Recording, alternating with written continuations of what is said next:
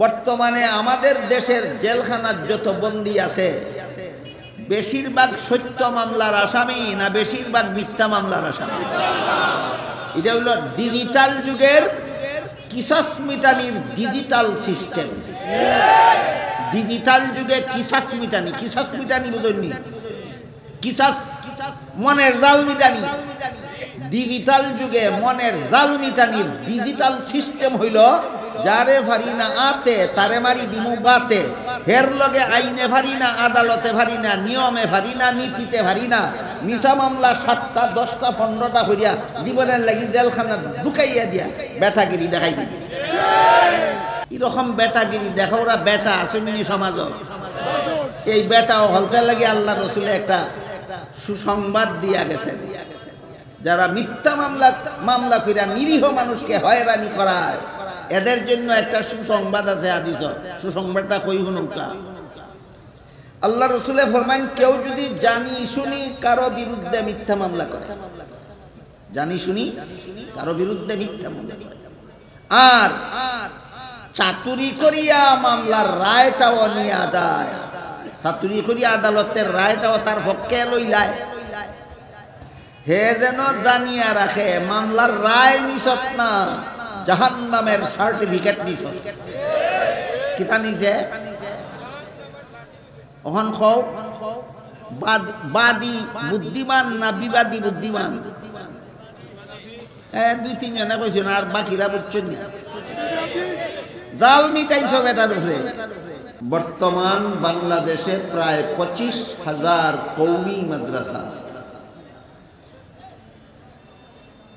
এই সমস্ত মাদ্রাসার পক্ষ থেকে বৎসরে কমপক্ষে একটি করে এরকম ইসলামী সম্মেলনের আয়োজন হয়। কাজেই 25,000 কওমি মাদ্রাসার পক্ষ থেকে বাংলাদেশে প্রতি বছরে 25,000 ইসলামী সম্মেলন। প্রশ্ন হলো, মাদ্রাসার পক্ষ থেকে এই সম্মেলনগুলি কেন হয়? গোলমুকাফল মাদ্রাসার পক্ষ থেকে প্রতি বৎসরে এই ইসলামী জলসার আয়োজন কেন করা হয়? অন্যান্য কওমি মাদ্রাসা 25,000 কওমি মাদ্রাসার পক্ষ থেকে এই 25,000 সম্মেলনের আয়োজন প্রতি বৎসরে কেন করা হয়? তার কারণ খুঁজে পাওয়া যায় কুরআনের বিভিন্ন আয়াতে এবং রাসূলের বিভিন্ন হাদিসে। পবিত্র কুরআনের এক আয়াতে আল্লাহ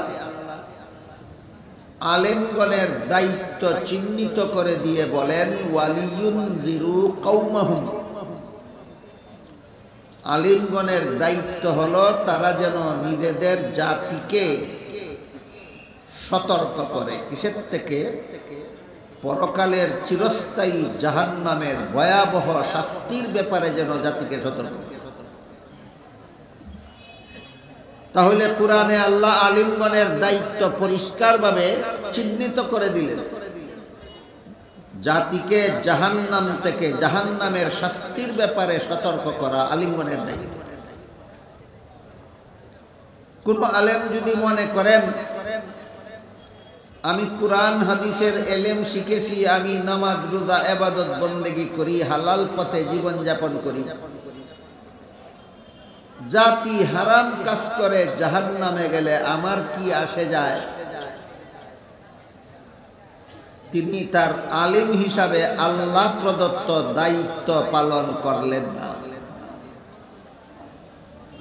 নামাজ রোজা ইবাদত বন্দেগী করে হালাল পথে জীবন যাপন করে, যার যার জান বাঁচানোর দায়িত্বটা হইল যারা আলেম নয় তাদের। যারা আলেম না তাদের দায়িত্ব হলো নামাজ রোজা করো, ইবাদত বন্দেগী করো, হালাল পথে জীবন যাপন করো, জাহান্নাম থেকে যার যার জান বাঁচাও। আলেমের দায়িত্ব এই পর্যন্তই শেষ নয়। আলেমের বৈশিষ্ট্যপূর্ণ দায়িত্ব হলো গোটা মানব জাতিকে জাহান্নামের শাস্তি থেকে বাঁচার পথ দেখাও। দেখেন তো আল্লাহ কুরআনে আলেমদেরকে যে দায়িত্ব চিহ্নিত করে দিয়েছেন, আপনাদের বুঝে আসলো কিনা? আলেমদের আলাদা একটা দায়িত্ব আছে কিনা, সেটা হইল মানব জাতিকে জাহান্নাম থেকে বাঁচার পথ দেখায়। সমাজের সর্বস্তরের লোককে জাহান্নাম থেকে বাঁচার পথ প্রদর্শন করা আলেমের বিশেষ দায়িত্ব। কাজেই এই দায়িত্ব পালন করার জন্যই সমস্ত কওমি মাদ্রাসাগুলির পক্ষ থেকে বছরে কমপক্ষে একটি করে এইরকম সম্মেলনের আয়োজন করা হয়, শুধুমাত্র সর্বস্তরের মানুষকে জাহান্নাম থেকে বাঁচার পথ দেখাবার। মাদ্রাসার পক্ষ থেকে সম্মেলন কেন করা হয়? সমস্ত মানুষকে জাহান্নাম থেকে বাঁচার পথ দেখাবার। কথাটা কি আপনারা বুঝলেন না বুঝেন নাই? কেউ কিছু বলেন। কেন সম্মেলন করা হয়? আপনাদেরকে জাহান্নাম থেকে বাঁচার পথ দেখাবার।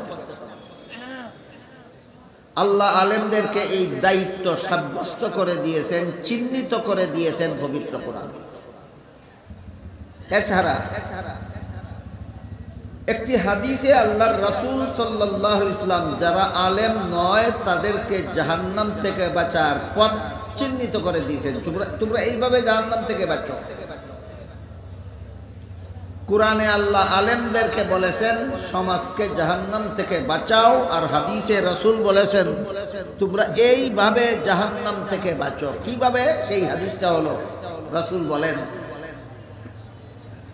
কুন আলিমান আও মুতাআল্লিমান আও মুস্তামিআন আও মুহিব্বান ওয়ালা তাকুন খামিসান ফাতাহলিক।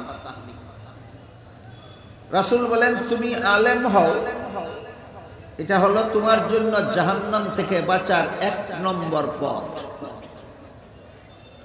আলেম হওয়াটাকে আল্লাহর রাসূল জাহান্নাম থেকে বাঁচার ১ নম্বর পথ বলে চিহ্নিত করে। আলেম হওয়ার সুযোগ যাদের হয়নি তাদের জন্য রাসূল বলেন তুমি আলেমের ছাত্র হও। আলেমের ছাত্র হওয়াটা হলো জাহান্নাম থেকে বাঁচার ২ নম্বর পথ। সুতরাং মাদ্রাসায় যারা পড়ান তারা তো আলেম, তারা জাহান্নাম থেকে বাঁচার ১ নম্বর পথে আছে। মাদ্রাসায় যারা পড়ে তারা আলিমের ছাত্র, এরা জাহান্নাম থেকে বাঁচার ২ নম্বর পথে আছে। বুঝে থাকলে একটু দয়া করে বলেন তো আলেমগণ জাহান্নাম থেকে বাঁচার কত নম্বর পথে আছেন? ১ নম্বর। মাদ্রাসার ছাত্ররা জাহান্নাম থেকে বাঁচার কত নম্বর পথে আছে? ২। কিন্তু সমাজের বেশিরভাগ মুসলমান সংসারের বিভিন্ন কাজের ঝামেলার কারণে আলেম হওয়ার সুযোগ নাই, মাদ্রাসায় ভর্তি হয়ে আলেমের ছাত্র হওয়ার সুযোগ নাই। কেউ জীবনভর কৃষিকাজ নিয়ে ব্যস্ত থাকেন, কেউ জীবনভর ব্যবসা নিয়ে ব্যস্ত থাকেন, চাকুরি নিয়ে ব্যস্ত থাকেন, কেউ সমাজের বিভিন্ন সেবামূলক কাজ নিয়ে ব্যস্ত থাকেন, কেউ স্কুল কলেজের লেখাপড়া নিয়ে ব্যস্ত থাকেন। এই সমস্ত মানুষের না আলিম হওয়ার সুযোগ আছে না মাদ্রাসার ছাত্র হওয়ার সুযোগ আছে। এদের জন্য রাসূল বলেন তুমি আলেমের কথা মনোযোগে শুনো এবং আলেমের কথা মতো জীবনযাপন করো। এই যে আলেম আর মাদ্রাসার ছাত্র ছাড়া বাকিদেরকে আল্লাহ রাসূল জাহান্নাম থেকে বাঁচার এই পথ চিহ্নিত করে দিয়েছেন। তোমরা যারা আলেমও না মাদ্রাসার ছাত্রও না, তোমরা আলেমদের কথা মনোযোগে শুনো এবং তাদের কথা মতো জীবনযাপন করো। এই উদ্দেশ্যে এই সবগুলি মাদ্রাসার পক্ষ থেকে সম্মেলন করা হয়, যেন যারা আলেমও না মাদ্রাসার ছাত্রও না এরা যেন আলেমদের কথা শোনার সুযোগ পায় আর এদের কথা মতো জীবনযাপন করে, যেন জাহান্নাম থেকে বাঁচতে পারে। কাজেই মাদ্রাসার আয়োজিত এই সমস্ত সম্মেলন হলো সর্বস্তরের মানুষকে জাহান্নাম থেকে বাঁচার পথ দেখাবার ব্যবস্থা। সর্বস্তরের মানুষকে জাহান্নাম থেকে বাঁচার পথ দেখাবার ব্যবস্থা। যারা আলেমও না, আলেমের ছাত্রও না, তাদেরকে যে রাসূল বলছেন আলেমের কথা শুনবে, আলেমের কথা মতো জীবন যাপন করবে, জীবনের কোন কোন কাজ করবে তারা আলেমের কথা মতো, এটা একটা আলোচনা সাপেক্ষ বিষয়।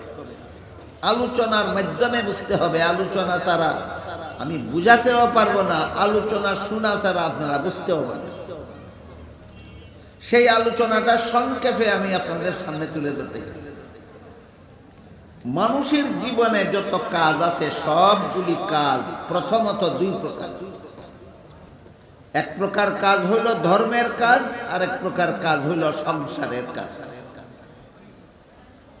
ওযু করা, নামাজ পড়া, রোজা রাখা, ইবাদত করা, বন্দেগী করা, কুরআন তেলাওয়াত করা, তাসবিহ পড়া, জিকির করা, এইগুলি হইল ধর্মের কাজ। খাওয়া দাওয়া, ঘুমানি, পেশাব পায়খানা করা, গৃহস্থী করা, ব্যবসা করা, চাকরি করা, এইগুলি হইল সংসারের কাজ। দেখেন তো কথা বুঝেন কিনা? নামাজ পড়া সংসারের কাজ না ধর্মের কাজ? রোজা রাখা সংসারের কাজ না ধর্মের কাজ? তাসবিহ পড়া সংসারের কাজ না ধর্মের কাজ? ধর্মের কাজ। ওযু করাটাও ধর্মের কাজ। এমনকি এক ব্যাখ্যা মতো বিয়া শাদী করাও ধর্মের কাজ, আরেক ব্যাখ্যা মতো সংসারের কাজ। বিয়ার ব্যাপারে ব্যাখ্যা দুইটা আছে, এক ব্যাখ্যা মতো বিয়া ধর্মের কাজ, আরেক ব্যাখ্যা মতো বিয়া সংসারের কাজ। ধর্মের কাজগুলি আমরা আলেমদের কথা মতো করব কেন? তার কারণ হলো ধর্মের কোন কাজ কিভাবে করলে শুদ্ধ হয়, আল্লাহর কাছে গ্রহণযোগ্য হয়, আর কিভাবে করলে ধর্মের কাজ ভুল হয়, আল্লাহর কাছে গ্রহণযোগ্য হয় না, এটা একমাত্র আলেম ছাড়া কেউ জানে না। কাজেই ধর্মের সকল কাজ আলেমদের কথা মতো করতে হবে কেন? যেন আমার ধর্মের কাজগুলি শুদ্ধ হয়, আল্লাহর কাছে যেন গ্রহণযোগ্য হয়। কথা বুঝলেন কিনা দেখেন? বুঝে থাকলে বলুন তো, কিভাবে উযু করলে শুদ্ধ হয় আর কিভাবে উযু করলে ভুল হয় জানে কে? আলেমগণ। কাজে আমার উযু করতে হবে আলেমদের কথা। কিভাবে নামাজ পড়লে শুদ্ধ হয় আর কিভাবে নামাজ পড়লে ভুল হয় জানে কে? আলেমগণ। কাজে আমার নামাজ শুদ্ধ হওয়ার জন্যই আলেমগণের কথা মতো আমার নামাজ পড়তে হবে। ইচ্ছা মতো নামাজ পড়লে, নিজের মন গড়া মতো নামাজ পড়লে এই নামাজ ভুল হবে, আল্লাহর কাছে গ্রহণযোগ্য হবে। যেমন ধরুন এক হাদিসে উল্লেখ আছে, রাসূল করিম সাল্লাল্লাহু আলাইহি ওয়াসাল্লাম দেখেন এক ব্যক্তি নামাজ পড়ে রুকু থেকে সুজা হয়ে দাঁড়াবার আগেই সিজদাতে চলে যায়। প্রথম সিজদা থেকে সুজা হয়ে বসার আগেই দ্বিতীয় সিজদাতে চলে যায়। সালাম ফিরাবার পর রাসূল তাকে বললেন, তোমার নামাজ শুদ্ধ হয় না, আবার পড়ো। এই লোকটা আবারও এইভাবেই পড়লো, রাসূল আবার বলেন শুদ্ধ হয়েছে না, আবার পড়ো। লোকটা আবারও এইভাবেই পড়লো। তিনবার যখন বললেন তোমার নামাজটা শুদ্ধ হয়েছে না, তখন লোকটা বলে যে আমি এর থেকে ভালো করে পড়তে জানি না, আপনি আমাকে শিক্ষা দিন কিভাবে নামাজ পড়লে শুদ্ধ হবে। তখন রাসূল বলেন রুকু থেকে সুজা হয়ে দাঁড়াবে, তারপরে সিজদাতে, প্রথম সিজদা থেকে সুজা হয়ে বসবে, তারপরে দ্বিতীয় সিজদাতে। হাদিসের ঘটনাটা বুঝে থাকতে বলুন তো, নামাজ কিভাবে পড়লে শুদ্ধ হয় আর কিভাবে পড়লে ভুল হয় সবাই জানে না শুধু আলেমগণ জানে? তাহলে আমার নামাজ পড়তে হবে কার কথা মতো? আলেমগণের কথা মতো। কেন? আমার নামাজটা যেন শুদ্ধ হয়, নামাজটা যেন আল্লাহর কাছে গ্রহণযোগ্য হয়। নামাজ যদি ইচ্ছা মতো ভুল পড়ি, আল্লাহর কাছে গ্রহণযোগ্য যদি না হয়, তাহলে এই নামাজ পড়েও জাহান্নাম থেকে বাঁচা যাবে না। নামাজ পড়েও জাহান্নাম থেকে বাঁচা যাবে না। কেমনে বুঝাই আপনাদেরকে? সুজা উদাহরণও খুঁজে পাই না। ধরুন একটুকে গৃহস্থী করে খেতে চাষ করলো, পানি সেচ করলো, সার গোবর দিল, আগাছা পরিষ্কার করলো, ধান বুনার সময় সিদ্ধ ধান বুনল, কেমন দান বললো? কেমন দান? সিদ্ধ দান। সব কাজই বল না একটা মাত্র বল? একটা মাত্র বল। ফসল কিছু কম হইব? একটা ভুলের কারণে ফসল কিছু কম হবে না? সমস্ত পরিশ্রম জলে যাবে? জলে যাবে। গৃহস্থীর বেলায় বুঝি, নামাজের বেলায় বুঝি না। চাকুরির বেলায় বুঝি, কিন্তু ইবাদতের বেলায় বুঝি না। যেভাবে গৃহস্থীর মধ্যে বীজ দান বুনার কথা ছিল, এর পরিবর্তে সিদ্ধ দান বলল, এই কারণে তার গৃহস্থীর সমস্ত কাজ বরবাদ, বিন্দু মাত্র কোনো ফল তো পাবে না। যত খরচ হইল সব ক্ষতিগ্রস্ত হইল। ঠিক তেমনি ভাবে নামাজের 13 ফরজ 12 ফরজ আদায় করলো, 1 ফরজ আদায় করলো না, তোমার নামাজ সম্পূর্ণ বাতিল। ওই লোকের গৃহস্থীর মতো। তার যেমন একটা ভুলের কারণে গৃহস্থী বাতিল, তোমার একটা ভুলের কারণে তোমার নামাজ বাতিল। ওই লোকে যেমন এক গুটা ফসলও পাবে না, তোমার নামাজের বিন্দু মাত্র সওয়াবও পাবে না। দেখো দেখো, আমার সময় কম, আমার সময় কম, কথা বেশি। নারায়ে তাকবীরের দরকার নাই। নারায়ে তাকবীর লাগে 2 সময়। একটা হইল মানুষের ঘুমে ধরলে নারায়ে তাকবীর দিলে ঘুম ছাড়ে, এটা দরকার। আর একটা হইলো মানুষ অমনোযোগী হইলে নারায়ে তাকবীর দিলে মানুষ মনোযোগী হয়। এখানে আমি মনে করি অমনোযোগী নাই তো, চেহারায় সাক্ষী দেয়। চেহারায় সাক্ষী দেয় না? ইহানো নারায়ে তাকবীর লাগতো না, শুধু মনোযোগের কথাগুলি শোনার, বোঝার চেষ্টা করে। কাজেই আমরা ধর্মের কাজগুলি আলেমগণের কথা মতো করব কেন? শুদ্ধ হওয়ার জন্য। এই কথাটা মনে রাখবেন, ভুলবেন না। রাসূল যে বলছেন আলেমের কথা মনোযোগে শোনো এবং তাদের কথা মতো জীবন যাপন করো। জীবনের এক প্রকার কাজ হইল ধর্মের কাজ। ধর্মের কাজগুলি আলেমগণের কথা মতো করব কেন? শুদ্ধ হওয়ার জন্য। বলেন আপনারা দেখি, ধর্মের কাজগুলি আলেমদের কথা মতো করব কেন? শুদ্ধ হওয়ার। কুরআন তেলাওয়াত করলে আলেমের কথা মতো করব কেন? শুদ্ধ হওয়ার জন্য। না, রোজা রাখলে আলেমের কথা মতো রাখবো কেন? শুদ্ধ হওয়ার জন্য। হজ করলে ইচ্ছা মতো করব না, আলেমদের কথা মতো। কেন কেন? শুদ্ধ হওয়ার। গেল একটা ব্যাপার। ধর্মের কাজ আলেমদের কথা মতো করব, শুদ্ধ হওয়ার। কিন্তু সংসারের কাজ তো কেমনে শুদ্ধ হয় আর কেমনে ভুল হয় আলেমরা থেকে আমরা ভালো জানি না, জানতে পারি। ব্যবসা কিভাবে করলে শুদ্ধ হয়, কিভাবে করলে ভুল হয়, গৃহস্থী কিভাবে করলে শুদ্ধ হয়, কিভাবে করলে ভুল হয়, চাকরি কিভাবে করলে শুদ্ধ হয়, কিভাবে করলে ভুল হয়, আলেমরা থেকে আপনারা বেশি জানতে পারেন। কিন্তু সংসারের কোন কাজ কিভাবে করলে হালাল হয় আর কিভাবে করলে হারাম হয়, এইটাও আলেম ছাড়া কেউ জানে না। সংসারের কাজ আলেমের কথা মতে করতে হবে যেন আমার কাজটা হারাম না হয়। আমি যদি হারাম উপায়ে সংসারের কাজ করি, সংসারের এই কাজ আমাকে জাহান্নামে নিয়ে যাবে। আপনি যদি আলেমের কথা মতো সংসারের কাজ করেন, সংসারের কোনো কাজ আপনাকে জাহান্নামে নিয়ে যেতে পারবে না। কারণ আলেম আপনাকে সংসারের কাজ হালাল উপায়ে কিভাবে করা যায় তাই শিক্ষা দিবে। যেমন ধরেন রাতের বেলার ঘুম, রাত্রে যে আমরা ঘুমাইয়া থাকি, এটা কি ধর্মের কাজ না সংসারের কাজ? খাওয়া দাওয়া করা ধর্মের কাজ না সংসারের কাজ? পেশাব পায়খানা করা ধর্মের কাজ না সংসারের কাজ? সংসারের কাজ। কিন্তু হাদিস শরীফে রাসূল করিম সাল্লাল্লাহু আলাইহি ওয়াসাল্লাম বলেন, লা তাস্তাকবিলুল কিবলাতা ওয়া লা তাস্তাদবিরুহা। হে আমার উম্মত মুসলমানেরা, পেশাব পায়খানা করার সময় কিবলা সামনে নিয়া অথবা কিবলা পিছন দিয়া পেশাব পায়খানা করবা না। কিবলা ডাইনে রাখিয়া অথবা বায়ে রাখিয়া পেশাব পায়খানা করবা। এইটা মানে না। কেবলা সামনে ভরলে সামনে লইয়াই পেশাব পায়খানা করে, কেবলা পিছে ভরলে পিছে কেবলা পিছে দিয়েই পেশাব পায়খানা করে। বলেন তার পেশাব পায়খানা তারে জাহান্নামে নিবে কিনা? হ্যাঁ, জাহান্নামে। খানা পিনার বেলায় রাসূল বলেন, যেই ব্যক্তি বাম হাতে খায় তার সাথে শয়তানে খায়। যে ব্যক্তি বাম হাতে খায় তার সাথে শয়তানে খায়। আপনারা কতজন মুসলমান চান যে আপনার খানা পিনার মধ্যে শয়তান শরীক হোক? ওগুলো ওই চাই না, কেউই চাই না। তাহলে খাওয়া লাগবে কোনাতে, কোনাতে খাইলে শয়তান শরিক হয় না, কোনাতে খাইলে শয়তান শরিক হয় জানে কে? আলেমরা। খাইতে হবে আমার কার কথা মতো?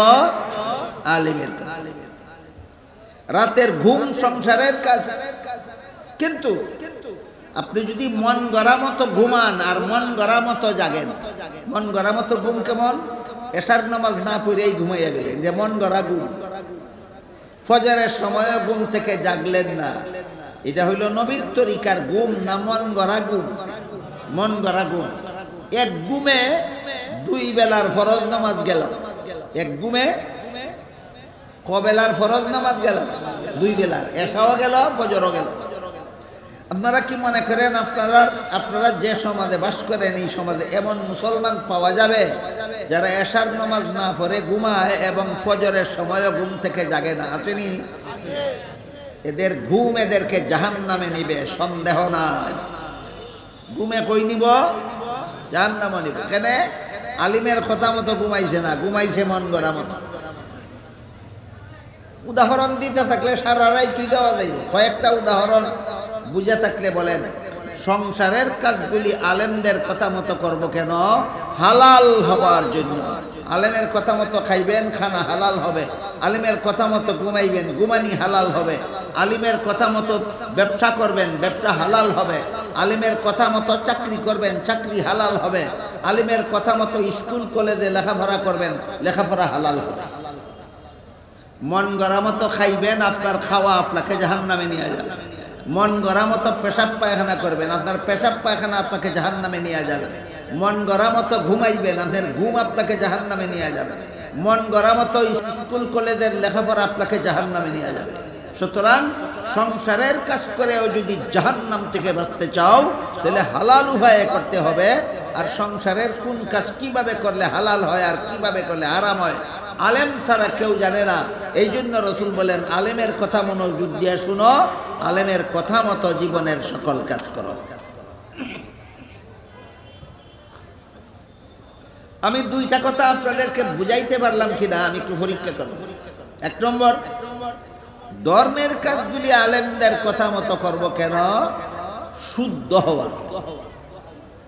দুই নম্বর, সংসারের কাজ আলেমদের কথা মতো করব কেন? হালাল হওয়ার জন্য। দুই প্রশ্নের একই জবাব না দুই জবাব? তাহলে বুঝে থাকলে বলেন তো, ধর্মের কাজগুলি আলেমদের কথা মতো করব কেন? শুদ্ধ হওয়ার জন্য। সংসারের কাজগুলি আলেমদের কথা মতো করব কেন? হালাল হওয়ার জন্য। এটা কেউ কয়ও না, কেউ শুনেও না, কেউ মানেও না। ধর্মের কাজ যার যেভাবে মনে চায় এইভাবেই চলছে সংসারে। সংসারের কাজের তো আর কোনো প্রশ্নই নেই। সংসারের কাজগুলি যার যেভাবে মনে চায় সেইভাবেই করে চলেছে। আর মনে মনে বড় খুশি, আমি ধর্মের কাজও করি, সংসারও চালাই, ধর্মের কাজও করি, সংসারও চালাই। নমাজ পড়ে সারা জীবন ওই একদিনও রুকুর থেকে সোজা হইয়া দাঁড়ায়। নমাজ পড়ে সারা জীবন ওই একদিনও প্রথম সেজদার থেকে সোজা হইয়া বসে না। বলেন, এই নমাজে জান্নাতে নিবে না জাহান্নামে নিবে? তুমি ধর্মের কাজ করে কি লাভ হইবে? যে করায় না করায় সমান। রাসূল বলেন, কুম ফাসাল্লি ফাইন্নাকা লাম তুসাল্লি। তোমার নামাজ পড়া না পড়া সমান। তোমার নামাজ পড়া না পড়া সমান। সারা জীবন ভর দৈনিক 5 বেলা নামাজ পড়লো। রাসূল কেন বলেন তোমার নামাজ পড়া না পড়া সমান? আলেমের কথা মতো পড়ছে না মন গড়া মতো? মন গড়া মতো। সারা জীবনই এশার নামাজ না পড়ে ঘুমাইছে, ফজরের সময় ঘুম থেকে জাগছে না। তার ঘুম কেন তারে জাহান্নামে নিবে? কারণ এক ঘুমে 2 ফরজ বাতিল। এক ঘুমে 2 ফরজ নামাজ বাতিল। এই ঘুমে জান্নাতে নিব না জাহান্নামে নিব? জাহান্নামে নিব। যদি আলেমদের কথা মতো ঘুমান, আপনার ঘুমে কি হবে এবার শুনেন। হাদিস শরীফে রাসূল করিম সাল্লাল্লাহু আলাইহি ওয়াসাল্লাম বলেন, যেই ব্যক্তি এশার নামাজ জামাতের সাথে পইরা ঘুমাইল, অর্ধেক রাতের ঘুম তার ইবাদতে লেখা হবে।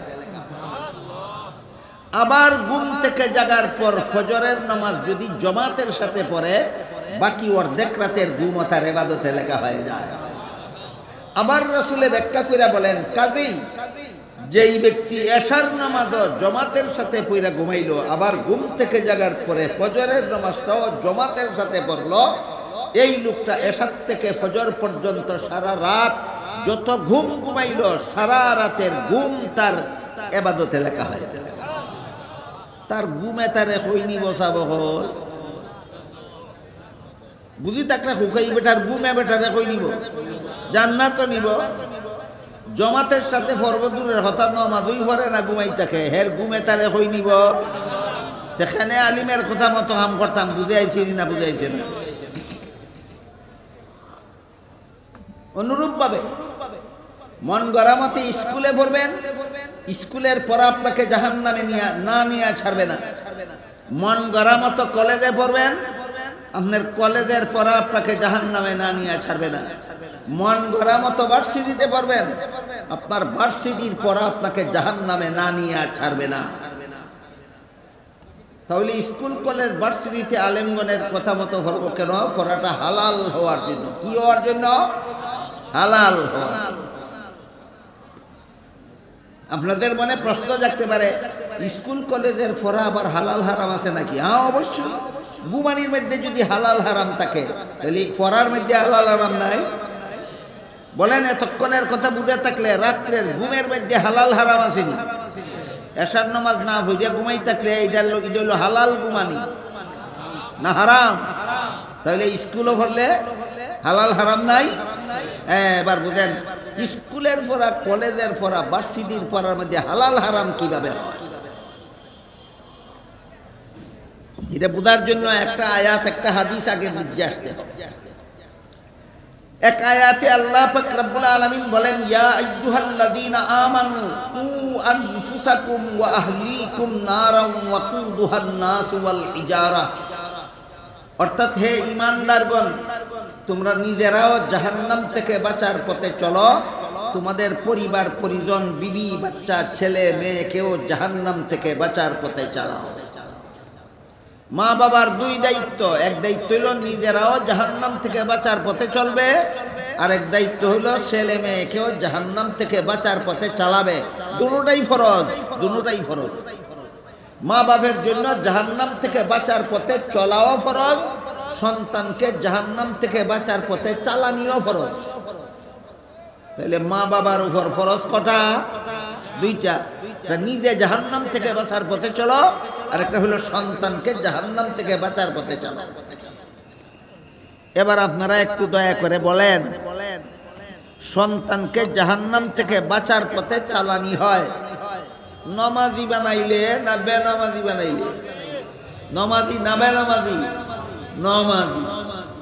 সন্তানরে যেই মা বাপে বেনামাজি বানায়, এই মা বাপে ওই সন্তানরে জাহান্নামে পাঠায়।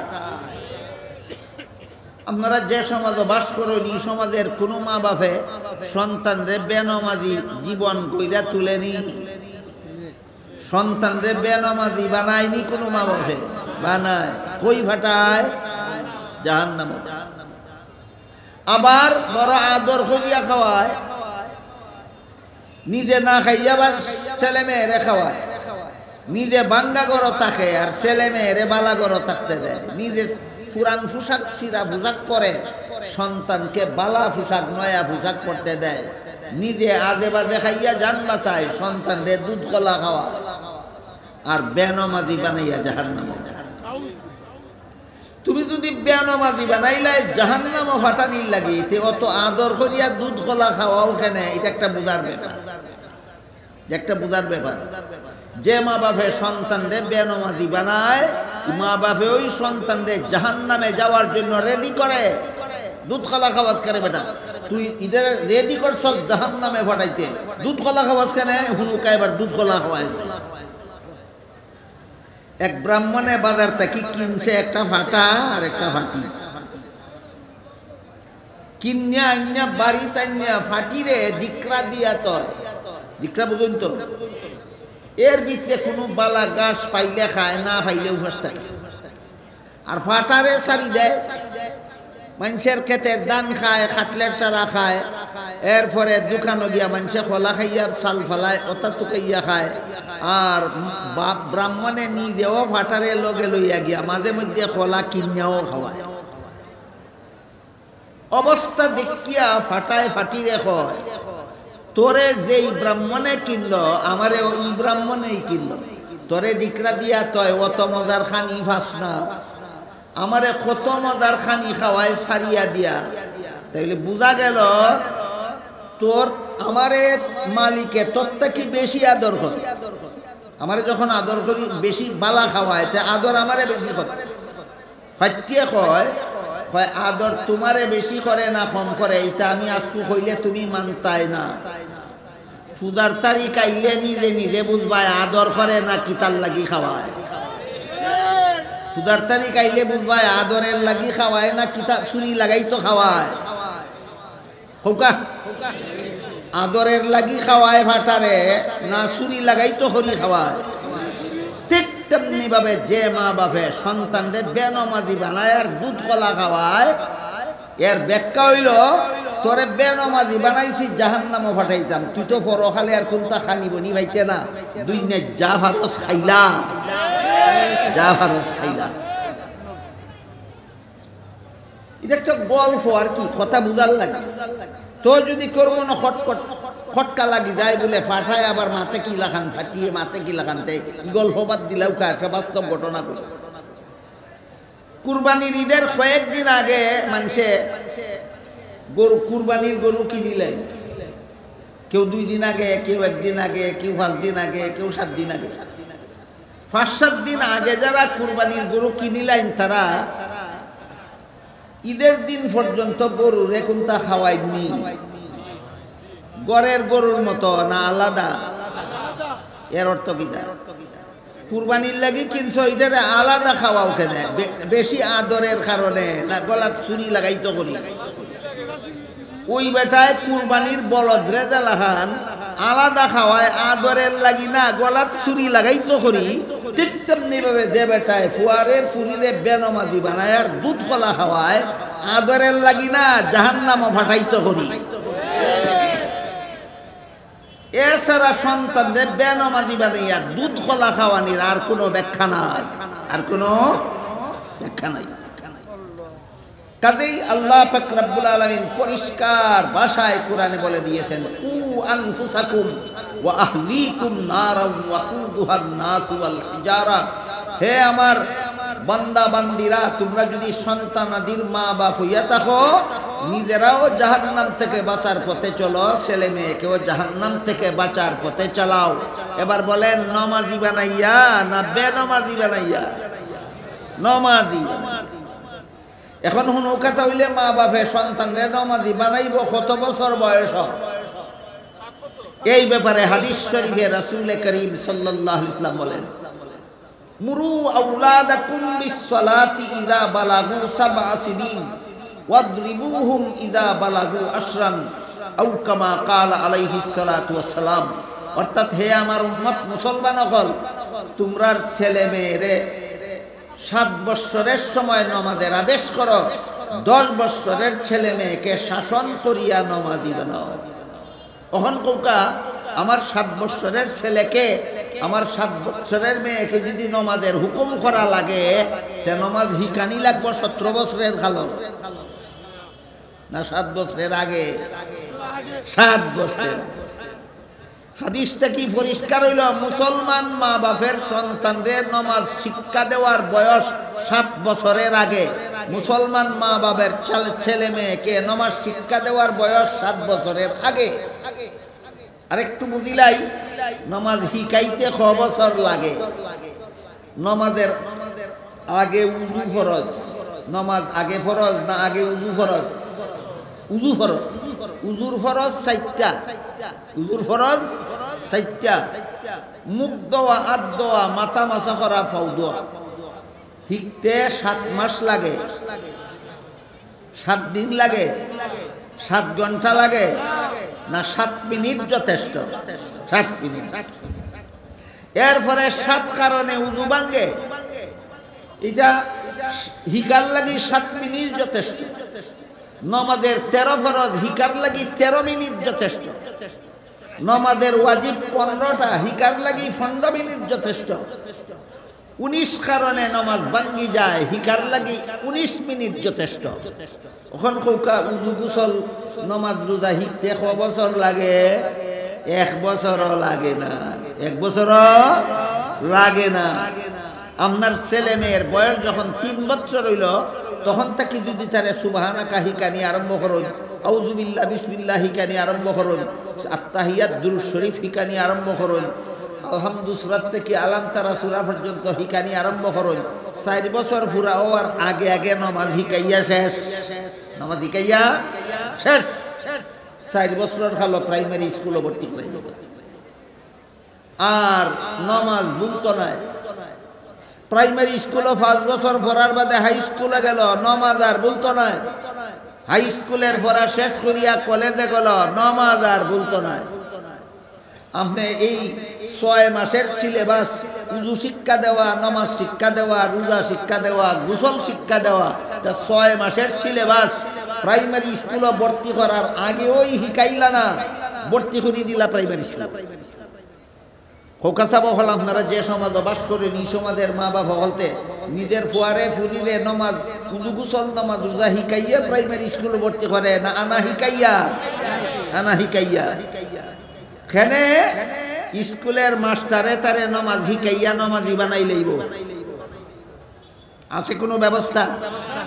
আপনারা যে সমাজে বাস করেন এই সমাজের প্রাইমারি স্কুলের ছাত্র ছাত্রীদেরকে নামাজ শিক্ষা দেওয়ার কোনো ব্যবস্থা নাই।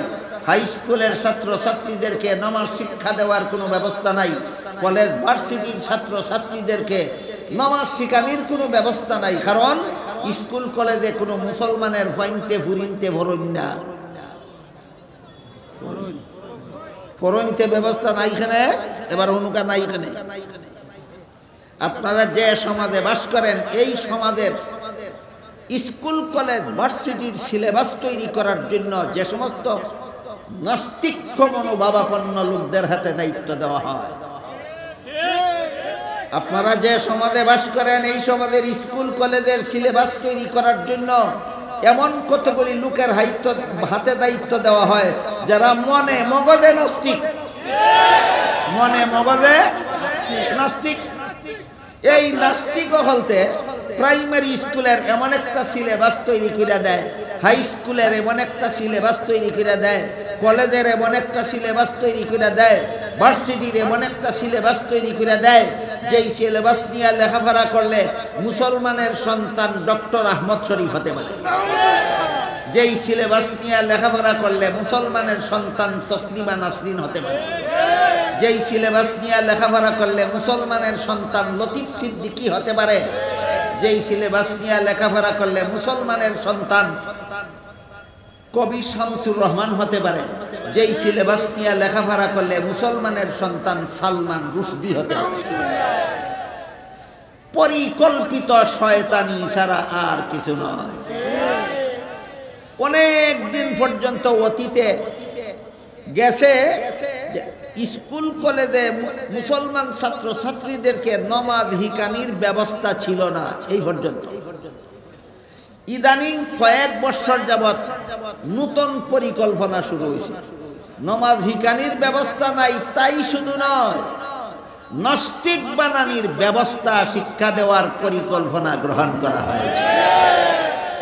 আপনাদের কলিজার টুকরা ছেলে মেয়ে যখন প্রাইমারি স্কুলে পড়বে, হাই স্কুলে পড়বে, একদিকে এদের মস্তিষ্ক ধুলাই করে নাস্তিক্য মতবাদ তাদের ব্রেইনে ঢুকাইয়া দেওয়া হবে, অপরদিকে তাদেরকে অসভ্য অশ্লীল অশালীল বানাইয়া দেওয়া হবে। তা না হইলে পাঠ্য বইয়ের মধ্যে একটা মেয়ে সাবালেকা হইলে তার ভাষাটা কেমন হয়, তার বুকটা কেমন হয়, ইতাও বইয়ের মাঝে লেখিয়া হিকানির ব্যাপার। অসভ্যের ঘরের অসভ্য, ইতা বইয়ের মাঝে লেখিয়া হিকানি লাগে। একটা মেয়ে সাবালক হইলে তার খমরটা কি লাখানো হয়, একটা মেয়ে সাবালক হইলে তার মুখটা কি লাখানো হয়। তো বইয়ের মাঝে লেখিয়া হিকানি অসভ্য মানুষ ছাড়া বইয়ের মাঝে লেখিয়া হিকানির অসৎ চিন্তা কোনো মানুষের মাথায় ঢুকতে পারে না। এই সমস্ত অসভ্য কথা বলবে লিখিয়া হিকানির ব্যবস্থা পরিকল্পনা চলছে। আর এদেরকে নাস্তিক বানানি আর অসভ্য অশালীল বানানির শয়তানি চক্রান্ত চলছে।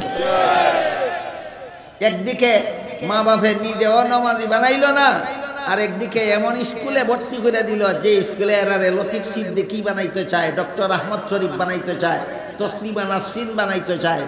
এইভাবেই স্কুল কলেজে লেখাপড়া হালাল। তাইলে তোমার পড়া হালাল হবে কেন?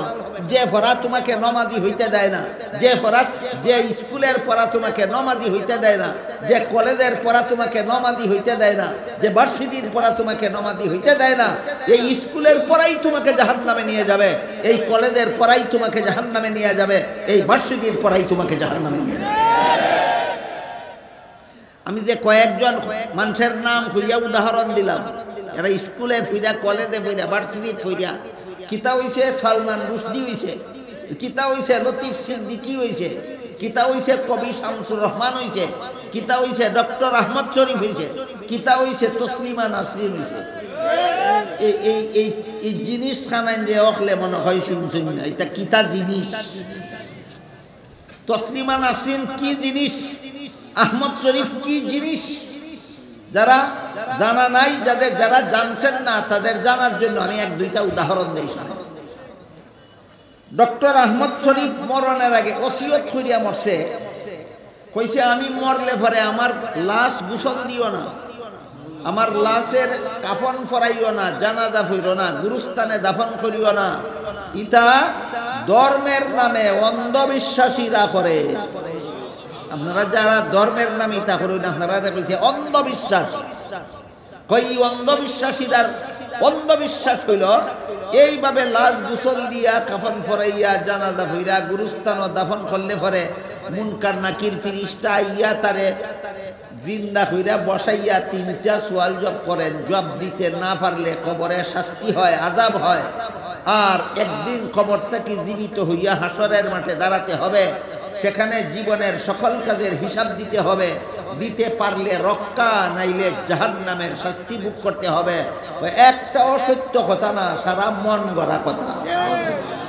কবর বলতে কিছু নাই, মুনকার নাকির ফিরিস্তা বলতে কিছু নাই, সোয়াল জব বলতে কিছু নাই, হাসর নসর বলতে কিছু নাই, বেশ দুদক বলতে কিছু নাই, আল্লাহ বিল্লাহ বলতে কিছু নাই। খামোখা আমার এই ধর্মান্ধদের কথায় গুরুস্থানে দাফন করবায়। আহমদ শরীফের কথা মতো, ওসিয়ত মতোই তার লাশে হাসপাতাল দান করে দেওয়া। না আছে গোসল, না আছে কাফন, না আছে জানাজা, না আছে দাফন। আমি আপনারা জিগাই সাবকল, আপনারা আলের বলদ যদি মরি যায় তো গোসল দেয়নি, কাফন ফিট দেয়নি, জানাজা পড়েনি, গুরুস্থানও দাফন করেনি, বলদ মরলেও গোসল নাই, আহমদ শরীফ মরলেও গোসল নাই। বলদেরও কাফন নাই, আহমদ শরীফেরও কাফন নাই। বলদেরও জানাজা নাই, আহমদ শরীফেরও জানাজা নাই। বলদেরও গুরুস্থান নাই, আহমদ শরীফেরও গুরুস্থান। দুই বলদে বেশ কম কত অহল মতো সমান না। এক বলদ দিছে দুই টেঙ্গিয়া আর একটা চার টেঙ্গিয়া। দুই টেঙ্গা বলদটা হইছে অশিক্ষিত বলদ, আর চার টেঙ্গিয়াটা ভার্সিটি পাস না কিতা হচ্ছে বল।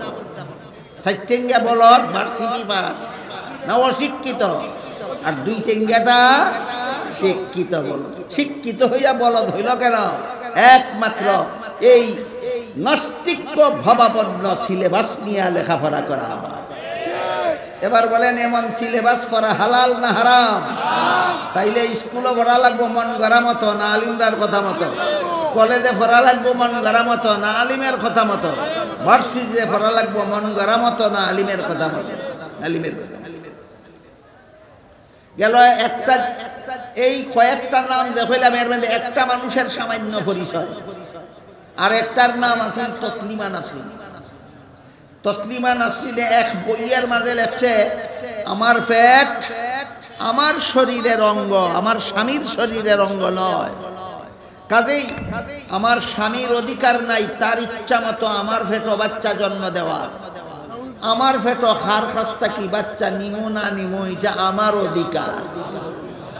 একটা পুরুষে স্বামী বানাইয়া তাই ফেটো বাচ্চা নিত না, যার কাছ থেকে মনে চায় তার কাছ থেকে বাচ্চা নিত। এমন ফেটের লাগি মানুষ লাগে না, এমন ফেট একটা কুত্তারে স্বামী বানাইয়া ফেটো বাচ্চা নেয় না, যার কাছ থেকে মনে চায় তার কাছ থেকে নেয়। তাহলে ইলাখান ফেট মানুষের লাগে না কুত্তিরও থাকে? তাহলে তসলিমার ফেটে আর কুত্তির ফেটে বেশ সঙ্গত সমান, কিন্তু ঠ্যাঙ্গের বেলায় সমান না, শিক্ষার বেলায় সমান না। একটা সাইটেঙ্গা কুত্তি, সাইটেঙ্গাটা অশিক্ষিত কুত্তি, আর দুই টিঙ্গাটা শিক্ষিত। ব্যাকরণের কোন ছাত্র এখনো থাকলে মনে মনে ভাবতে পারে হুজুরে কুত্তিরে কইছে শিক্ষিত, এটা তো পুরুষ লিঙ্গ বোধক শব্দ, স্ত্রীলিঙ্গ হলো শিক্ষিতা।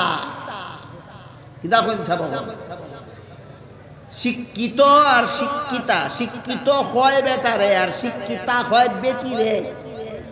আমি তো বেটিটারে শিক্ষিত হইলেছি, তো ব্যাকরণের উল্টা হইছে না নি? এরকম প্রশ্ন যদি কোন ব্যাকরণের ছাত্রর মনে জাগে, তারারে কইমু তোমরা যে বেলা শেখ হাসিনারে সরকার দলীয় নেতা হও নেতা, আর খালেদা জিয়ারে যে বেলা হো বিরোধী দলীয় নেতা, তখন তোমরা স্ত্রীলিঙ্গ আর পুরুষ লিঙ্গ যায় হো, তোমরা লিঙ্গ ঠিক করো যারা রাজনীতি করো, এর বাদে আমিও লিঙ্গ ঠিক করিলেন।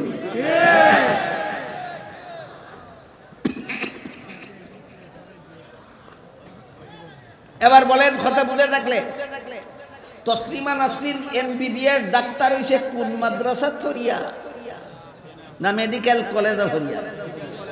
মেডিকেল কলেজে ভরিয়া এইরকম তসলিমা হইল, এটা হালাল ভরা ভরছি না হারাম? ডক্টর আহমদ শরীফ ডক্টর হইছে কোন মাদ্রাসা থরিয়া না ভার্সিটি থরিয়া? ভার্সিটি, তাহলে ভার্সিটির যে ফরা ফরছে এই ফরা তারে মানুষ বানাইতে পারছে না, এটা হালাল ফরা না হারাম ফরা? হারাম ফরা। বুঝলানি না বুঝলা না? স্কুল কলেজের ফরাও হালাল হারাম আছে, স্কুল কলেজের ফরাও হালাল হারাম আছে। এই জন্য রাসূল বলেন আলিম হইতে পারছো না, আলিমের ছাত্র হইতে পারছো না, জীবনের সকল কাজ আলিমের কথা মতো করো যদি জাহান্নাম থেকে বাঁচতে চাও। এবার বলেন ধর্মের কাজগুলি আলেমদের কথা মতো করবো কেন? শুদ্ধ হওয়ার জন্য। ভুলিলেন না যেন সব, ধর্মের কাজ আলেমদের কথা মতো করবো কেন? শুদ্ধ হওয়ার জন্য। সংসারের কাজ আলেমদের কথা মতো করবো কেন? হালাল। ব্যবসা করবো আলেমদের কথা মতো কেন? ব্যবসা যেন হালাল হয়। চাকরি আলেমের কথা মতো করবো কেন? চাকরি যেন হালাল হয়। স্কুলে আলিমের কথা মতো পড়বো কেন? পড়া যেন হালাল হয়। কলেজ ভার্সিটিতে আলেমদের কথা মতো পড়বো কেন? পড়া যেন হালাল হয়। এরপরে রাসূল বলেন যদি অবস্থা কারো বেলায় এমনও দাঁড়ায় আলিম হইবারও সুযোগ পাইছে না, আলিমের ছাত্র ওরাও সুযোগ পাইছে না, এখন আলিমের কথা শোনারও সুযোগ নাই তার, এখানেও আপনার মনে প্রশ্ন জাগতে পারে গোলমুখাবনের জলসাত আইলেই তো আলিমের কথা শোনা যায়, আলিমের কথা শোনার সুযোগ থাকে না কিভাবে? এই প্রশ্নের সংক্ষিপ্ত জবাব ধরেন কথার কথা এক ব্যক্তি 10 বছরের জন্য জেলখানায় বন্দী হয়ে গেল, 20 বছরের জন্য জেলখানায় বন্দী হয়ে গেল, আজীবনের জন্য জেলখানায় বন্দী হয়ে গেল, হয় কি না? হয়। এমনকি আপনারা যে সমাজে বাস করেন এই সমাজে মিথ্যা মামলার আসামি হইয়া কেউ জেলখানায় বন্দী হয় না, আছে? আপনারা কিতা মনে করেন বর্তমানে আমাদের দেশের জেলখানার যত বন্দী আছে বেশিরভাগ সত্য মামলার আসামি না বেশিরভাগ মিথ্যা মামলার আসামি? এটা হলো ডিজিটাল যুগের কিসাস মিটানির ডিজিটাল সিস্টেম। ডিজিটাল যুগে কিসাস মিটানি, কিসাস মিটানি বুঝুননি? কিসাস মনের জাল মিটানি। ডিজিটাল যুগে মনের জাল মিটানির ডিজিটাল সিস্টেম হইল যারে ভারি না আতে তারে মারি দিমু বাতে, হের লগে আইনে ভারি না, আদালতে ভারি না, নিয়মে ভারি না, নীতিতে ভারি না, মিছা মামলা 7টা 10টা 15টা হইয়া জীবনের লাগি জেলখানা ঢুকাইয়া দিয়া বেটাগিরি দেখাই দিবি।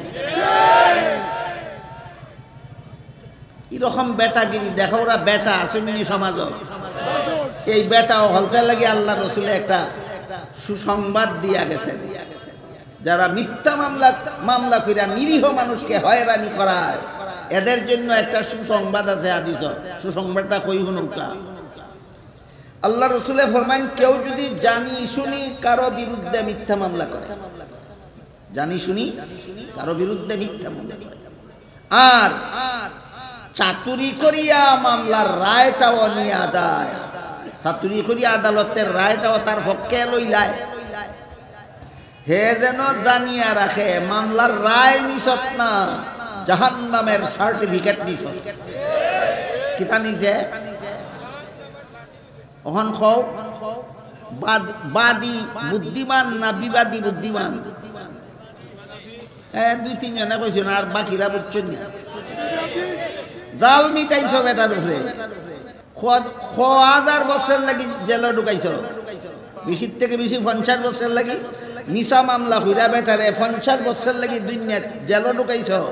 আল্লাহ রসুল বলেন, পরকালে তুমি জাহান্নামের সার্টিফিকেট নিছ, এটাই তোমার পুরস্কার। জাহান্নামও 50 বছর লাগি যাইবা না লাখ লাখ কোটি কোটি বছর লাগি যাইবা? ইচ্ছা মতো 50 বছরের জাল মিটাইলাও, এরপরে ফিলিস্তায় মিটাই বলে তোমার উঠে জাল। বিষয়টা আপনারা বুঝালির লাগে একটা কিচ্ছা কইসা বকল। এক বেটায় পুলিশের চাকরি, ট্রাফিক পুলিশের চাকরি, ঘটনাক্রমে বউ হয়েছে এমন, এটাই কথা শুনে না, একটা বউয়া কথা শুনে না।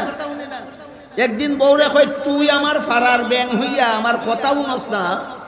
রাস্তার মাঝে বড় বড় অফিসারের গাড়ি, চেয়ারম্যান মেম্বারের গাড়ি, মন্ত্রী এমপির গাড়ি পর্যন্ত আমার আঙ্গুলের ইশারায় উবাই থাকা লাগে। বেটাগিরি খাল লগে দেখায়, বুঝছেন না? বউর লগে বউরে কয়, তুই আমার কথা মানস না? আমার আঙ্গুলের ইশারায় বড় বড় অফিসারের গাড়ি উবাই থাকা লাগে, আঙ্গুল না নামাইলে গাড়ি উড়িয়া দেবার ক্ষমতা নাই। বউয়া কয়, বেটাগিরি দেখানির জায়গা পাইছো না, বড় আইছো বেটাগিরি দেখাইতে ঠেকছে মানুষে তোমার আঙ্গুলের ইশারায় গাড়ি উবা করে না। হেরও উঠছে গুছা। বউয়ে যখন মানে না, হয় খালকু ডিউটির সময় আমার লগে দেখাই দিব, তোরে দেখাই দিব আমার আঙ্গুলের ইশারায় গাড়ি উবা করে। হাসুইয়া সাবাদের দিন বউরে বুরকা ফিন্দাইয়া লইয়া গেছে চৌরাস্তার মুড়ো, কিন্তু ঘটনাক্রমে এই দিন সব লাইন ক্লিয়ার, সব লাইন, গাড়ি উবা হরানির কোন দরকার আছে নি?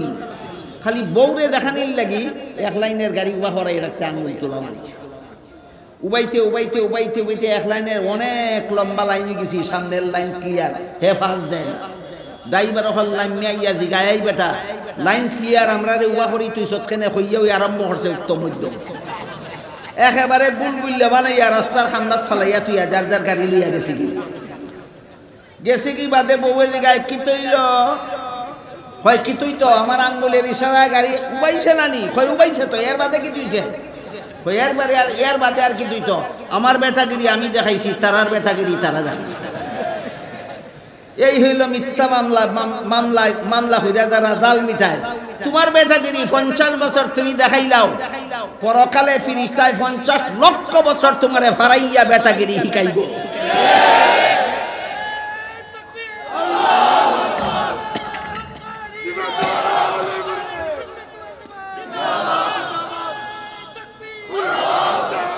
মুহতারাম হাজিরিন, বলতেছিলাম আলিম হইতে পারলো না, আলিমের ছাত্র হইতে পারলো না, আলিমের কথা শোনারও সুযোগ পাইল না। কেমনে? এই এমনি আসা মামলার আসামি হোক, মিছা মামলার আসামি হোক, জেলখানায় বন্দি গেছি কি, আর গোলমুখাফন মাদ্রাসার জলসাত আইতেও পারে না, আলিমের কথা শুনতেও পারে না। আপনারা কিতা কইনি, বেটা যাবদ জাহান্নাম না বাস্তব? রাসূল এখন তুমি কেমনে বাজলাই হনো? তুমি খালি আলিমদের মহব্বত করো, তুমি খালি আলিমদের মহব্বত করো, এটাই তোমার জন্য জাহান্নাম থেকে বাঁচার শেষ পথ। এই মহব্বতের কারণেই তুমি জাহান্নাম থেকে বাঁচবা। এমন একটা জমানাত আমরা আছি সাবহল দুনিয়ায়, আলিমরে কিতার লাগে মহব্বত করতাম, এই কথা কইলে যুক্তি তুকায়, কই কোন যুক্তিতে? এরা সমাজের বুদা, আমরা সান্না দিলে বেতন পাইতে, বাজার কইরা বউ বাচ্চা খাওয়ায়, এরা আমরা মহব্বত করতাম। আমরা কিতা এরা মহব্বত করতাম? এই রকম মন মানসিকতায় সমাজ গড়া। অথচ হাদিস শরীফে রাসূল করিম সাল্লাল্লাহু আলাইহি ওয়াসাল্লাম বলেন, যতদিন পর্যন্ত দুনিয়াতে একটা মানুষ আল্লাহকে ডাকবে ততদিন পর্যন্ত আল্লাহ দুনিয়া ধ্বংস করবেন না, কিয়ামত হবে না। যেদিন আল্লাহকে ডাকার মতো একটা মানুষও দুনিয়াতে থাকবে না, সেদিন আল্লাহ দুনিয়াতে কোনো কিছু রাখবেন না। কোনো কৃষককে কৃষিকাজ করে পেট পালতে দিবেন না, কোনো ব্যবসায়ীকে ব্যবসা করে খাইতে দিবেন না, কোনো চাকরিজীবীকে চাকরি করে জীবনযাপন করতে দিবেন না, সবকে ধ্বংস করে দিবেন। আর আল্লাহকে ডাকা শিক্ষা দেওয়া হয় একমাত্র মাদ্রাসায়। মাদ্রাসা আছে বলে আপনাদের মতো কিছু মানুষ মাদ্রাসার আলিমরার কথা শুনে আল্লাহরে ডাকে।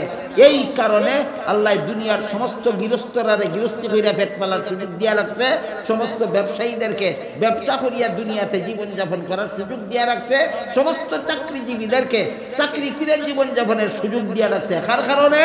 আলিম হলতের কারণে। এই জন্য হাদিস শরীফে রাসূল করিম সাল্লাল্লাহু আলাইহি ওয়াসাল্লাম ফরমান, এই কুরআন হাদিসের ইলম যারা শিখে তাদের জন্য গর্তের ভিতরের ফিফরা আল্লাহর কাছে দোয়া করে, পানির তলের মাছ আল্লাহর কাছে দোয়া করে, জঙ্গলের জীব জানোয়ার আল্লাহর কাছে দোয়া করে।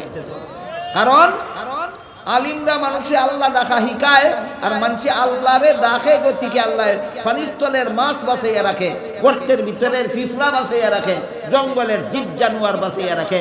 যেদিন আলেম থাকবে না, এদিন কোনো মানুষ আল্লাহকে ডাকবে না, পানির তলে মাছ বসবাস করতে পারবে না, গর্তের ভিতরের পিপিলিকা বসবাস করতে পারবে না, জঙ্গলে জীবজন্তু বসবাস করতে পারবে না, আল্লাহ জগৎ ধ্বংস করে দিবে। হাদিসের মর্ম বুঝি থাকলে হুকাচা বকল খার খাতি রেখে খায়। আলিম হলতে গৃহস্থ হলতের খাতিরে খায় না, আলিমের খাতিরে আল্লাহ সারা দুনিয়ার সমস্ত গৃহস্থ হলে গৃহস্থী করিয়া খাওয়ার সুযোগ দিয়া রাখে। হ্যাঁ, এই কথাটা এখনো তারা বুঝে আইছে না। বুঝার লাগে একটা উদাহরণ দেই। আমি হুরুখাল থেকে দেখছি আমরা সমাজের মধ্যে একটা সামাজিক প্রথা চালু আছে। কি? বিয়ার দিন কন্যার বাপের বাড়ির বিশাল খানার আয়োজন হয়। এটা সুন্নতের খেলাফ। কন্যার বাপে 20 বছর কন্যারে ফাইলিয়া ফাফ করছে না, তোমার 500 মানুষে জিয়াফত করিয়া খাওয়াইতো। তোমার পরে বিয়া করাইছো, তোমার খুশি লাগছে, তোমার বাড়ির 5000 মানুষ জিয়াফত করিয়া খাওয়াইতায়, হঠাৎ সুন্নত। কন্যার বাপের বাড়ির খানার আয়োজন সুন্নত না নশার বাপের বাড়ির খানার আয়োজন সুন্নত? নশার, এটা ইয়াদ রাখুন। তা আমরা দেশে ই সুন্নত দফন করিলেই সুন্নত শেষ। এখন আমরা সমাজে সুন্নতের উল্টাটা চলছে। ফুয়ার বাপের বাড়ির কোনো খানির আয়োজন নাই, বিয়ার দিন কন্যার বাপের বাড়ির বিশাল খানার আয়োজন। খানার আয়োজন করলো, দুলা গেল বিয়া করব, বরযাত্রী লইয়া কতজন? আজকাল কম হয়ে যায় না, আগে যাইতে অনেক বেশি, ঘরে বাইরে জায়গা উঠে। আজকাল চুকাচুকি হইয়া লিমিটেড করা হয়, সীমিত করা হয়। দরুকে 50 জন হয়ে গেল, দুলা গেল, দুলা মিয়া গেল, 50 জন বরযাত্রী নিয়ে বিয়া বাড়ি আগ 2 বহকানো। তার বাড়ির খানার আয়োজন হয়েছে। আগদের আগে কোনো কথা লইয়া গন্ডগোল লাগিয়া নশা বিয়া বাড়ির থেকে বাড়ি হয়ে গেছি। আগদের পরে না আগদের আগে? আগদের আগে। কতজনের খানি ভাগ হয়েছিল? 50 জনের। খাওয়াইব নিয়া যার উপলক্ষে এক বেটার উপলক্ষে 50 জনের খানি তৈরি করছি, ই বেটা নাই, তোমরার খানি আমার বাড়িত নাই। এখন ঘটনা বুঝি থাকলে হুকা, বিয়া বাড়ির 50 জনের খাতিরে এক বেটায় খায় না এক বেটার খাতিরে 50 জনে খায়? মানুষে উল্টা বুঝে। আল্লাহ রসুলে বুঝাইছেন আলিম হলতে সমাজের মানুষে আল্লাহ ডাকা শিকাইন, এই কারণে সারা দুনিয়ার মানুষ পশুরে আল্লাহ ভালে। আলিম না থাকলে আল্লাহ ডাকনেওয়ালা থাকতো না, আল্লাহ কোনো মানুষও ভালতো না, পশুও ভালতো না। এখন খার খাতিরে রেখে খায়, আলিমের খাতিরে আল্লাহ জগৎবাসী খাওয়ায়। এই কারণে আল্লাহর রসুল বলেন আলিমরে মহব্বত কর। আলিমরে আরো অনেক কারণ আছে, সকল কারণ একদিনে খাওয়া যেত না।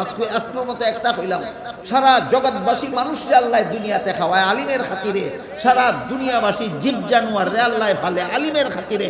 এই যুক্তিতে রাসূল বলেন তুমি আলিমকে মহব্বত করো। তুমি আলিম হইতে পারছো না, আলিমের ছাত্র হইতে পারছো না, আলিমের কথা শোনার সুযোগ পাইছো না, আলিমরা মহব্বত করো। এই মহব্বতই তোমার জাহান্নাম থেকে বাঁচাইবে। এখন আর দুইটা হাদিসের মর্ম শুনাইয়া আমার কথা শেষ করে দিব, যাতে আপনারা বুঝতে পারেন আলিমরে মহব্বত করলে কি লাহান জাহান্নাম থেকে নাজাত পাওয়া যায়। হাদিস শরীফে রাসূল করিম সাল্লাল্লাহু আলাইহি ওয়াসাল্লাম বলেন, হাসরের মাঠে যখন সারা দুনিয়ার সমস্ত মানুষ জীবিত হইয়া দাঁড়াবে জীবনের সকল কাজের হিসাব দেওয়ার জন্য, সেই দিন আল্লাহ আলিমগণকে বলবেন, হে আলিমরা, তোমরা সমস্ত জগৎবাসী মানুষ থেকে আলাদা হইয়া আলাদা কাতারে। আল্লাহর রাসূল বলেন, আলিমগণ যখন আল্লাহর কথায় আলাদা কাতারে দাঁড়াইবেন, তখন আল্লাহ আলিমদেরকে বলবেন, আমি আল্লাহ দুনিয়াতে তোমাদেরকে আলিম হওয়ার তৌফিক দিছিলাম, জাহান্নামের আগুন দিয়া জ্বালানির লাগি নাই, তোমরা জান্নাতে চলে যাও। এই হাদিসের মধ্যে রাসূল কিতা কইছেন, আলিম হল কই যাইবা, আলিম হল জান্নাতে যাইবা। এখানে একটা প্রশ্ন আছে জটিল, সেটা হলো আল্লাহর রাসূলে কইছেন আলিম হল জান্নাতে যাইবা, তাহলে আলিমে নামাজ রোজা না করলেই কিতা, আলিম সুদ করিলে অসুবিধা কিতা, আলিম ঘুষ করিলে অসুবিধা কিতা, আলিম দুর্নীতিবাজ হইলে অসুবিধা কিতা, আলিম জালিয়াতিকারী হইলে অসুবিধা কিতা, আলিমে বাটপারি হলে অসুবিধা কিতা? রাসূল কইছেন আলিম জান্নাতে যাইবা। এই প্রশ্নের জবাব তাফসীরে লেখা আছে, জবাবের সারমর্মটা শোনাই।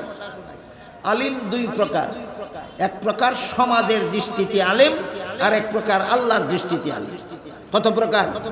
সমাজের দৃষ্টিতে, আল্লাহর দৃষ্টিতে। সমাজে আলিম কারে কয়? কোরআন হাদিসের এলিম যাই হিকসন তারে ওই সমাজে আলিম কয়। কোরআন হাদিসের এলিম যেন হিকসন তারে ওই সমাজে আলিম কয়। আল্লাহ কোরআন হাদিসের এলিম হিকলে ওই আলিম কই না, এলিম মতো জীবন যাপন করলে আল্লাহ আলিম। বেশ কমাইছিনি, বেশ কমাইছিনি। একমাত্র কওমি মাদ্রাসা বর্তমান সমাজে ছাত্ররা এলিম মতো আমল না করলে শাসন করা হয়। কওমি মাদ্রাসা ছাড়া আর কোনো প্রতিষ্ঠানে ছাত্ররা এলিম মতো আমল না করলে কোনো শাসন করা হয় না। পরিষ্কার হয়ে গেল, কওমি মাদ্রাসা সমাজের দৃষ্টিতে আলিম বানাতে চায় না, আল্লাহর দৃষ্টিতে আলিম বানাতে চায়। এটা কওমি মাদ্রাসার বৈশিষ্ট্য। কাজেই আল্লাহর দৃষ্টিতে যারা আলিম, এরা তো বেনামাজি হইতেই পারে না, বেরোজাদার হইতেই পারে না। আল্লাহর দৃষ্টিতে যারা আলিম, এরা তো সুদকুর ঘুষখোর হইতেই পারে না। এই সমস্ত আলিমদেরকে আল্লাহ বলবেন তোমরা জান্নাতে যাও। হাদিস শরীফে রাসূল আরো বলেন, আল্লাহর হুকুমে আলিম হল যখন হাসরের মাঠ থেকে জান্নাতের পথে রওনা দিবা, তখন কিছু গুনাহগার মুসলমানেরা রে পরে দি ডাকবো, হুজুর আমার এখন কথা শুনিয়া দাও। যারা ডাকবো এরা আলিম না গুনাহগার, আলিম না গুনাহগার। ডাকিয়া কইব একজনে, একজন গুনাহগারে, একজন গুনাহগারে একজন আলিমরে ডাকিয়া কইব, হুজুর দুনিয়াতে আমি একদিন আপনারা এক গ্লাস পানি পান করছি। আপনারা কৌকাসা বকল একজন সাধারণ মুসলমানে একজন আলিমরে এক গ্লাস পানি খাইতে দেয় দুশ্মনির কারণে না মহব্বতের কারণে? কটেখার মাল দিল, টেকার মাল না, টেকা লাগে না এক গ্লাস পানি খাওয়াইতে, কিন্তু মহব্বতটা হলো আল্লাহর কাছে মহামূল্যবান। ঠিক তেমনি ভাবে আল্লাহ রাসূল বলেন, আরেকজন গুনাহগার মুসলমান জান্নাতে যাওয়ার পথে পিছন থাকি ডাকিয়া কইব, হুজুর আমি দুনিয়াতে আপনারে এক বদনা উজুর পানির ব্যবস্থা করে দিয়েছিলাম, 100 টাকা 150 টাকা লাগে না, টাকা টুকা লাগে না, খালি অন্তর মহব্বতটা তাহা লাগে।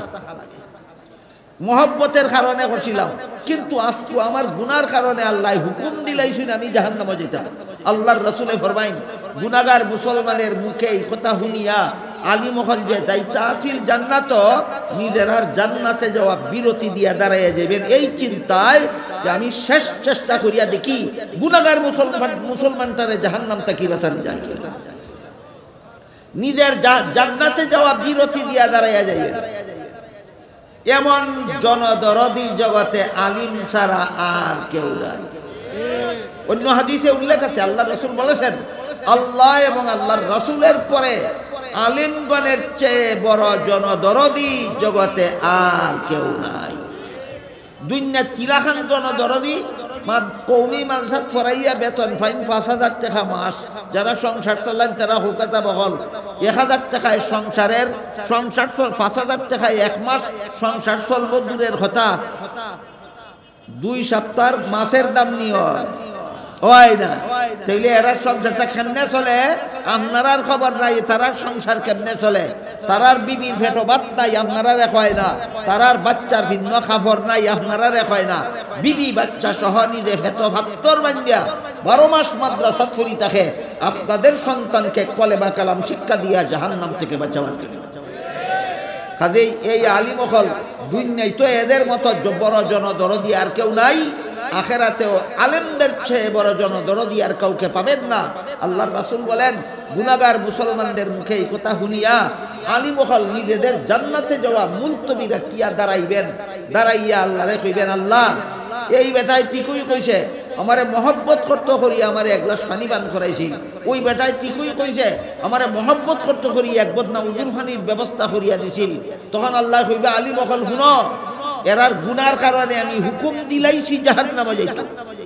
গুনার কারণে হুকুম দিমু না দিলাইছি? দিলাইছি। এরার গুনার কারণে আমি এরারে হুকুম দিলাইছি জাহান্নামে যাইতো।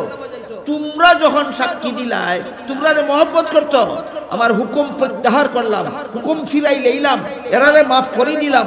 আলিমহল তোমরাও জান্নাতে যাও, এই সমস্ত গুনাহগার মুসলমানদেরকে সাথে দিয়ে দাও। রাসূল বলেন, জাহান্নাম থেকে বাঁচার শেষ পথ এটা, শেষ পথ। 1 নম্বর পথ আলিম হওয়া, 2 নম্বর পথ আলিমের ছাত্র হওয়া, 3 নম্বর পথ আলিমের কথা মতো জীবনযাপন করা। 3 সুযোগের 1 সুযোগ যার নাই, রাসূল বলেন তুমি আলিমকে মহব্বত করো, এই মহব্বতের কারণে আল্লাহ তোমাকে জাহান্নাম থেকে নাজাত দিয়ে দিবেন। এরপরে রাসূল বলেন, ওয়ালা তাকুন খামিসান ফাতাহলিক, সাবধান এমন যেন না হয় যে তুমি আলিম তো হইছো না, আলিমের ছাত্রও হইছো না, আলিমের কথা শুনছো না, আলিমদের মহব্বত করছো না।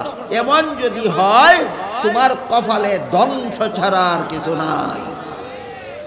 প্রথম দিকের কথা ইয়াদ করুক বহল, 25,000 কৌমি মাদ্রাসার পক্ষ থেকে বৎসরে বাংলাদেশে 25,000 ইসলামী সম্মেলন হয় শুধু আপনাদেরকে জাহান্নাম থেকে বাঁচার পথ দেখাবার।